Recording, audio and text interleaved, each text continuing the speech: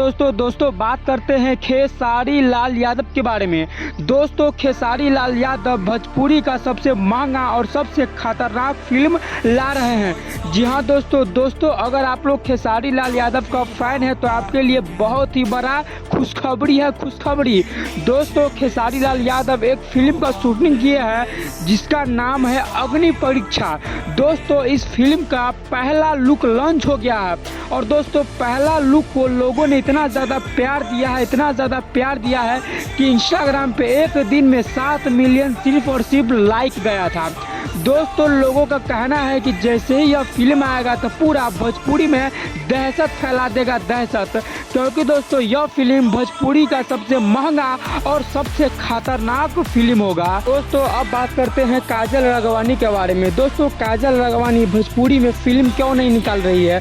दोस्तों भोजपुरी में जितना एक्टर है एक्ट्रेस है सभी गाना और फिल्म दोनों निकाल रहे हैं, लेकिन काजल राघवानी का न कोई गाना आ रहा है न कोई फिल्म आ रहा है। क्यों?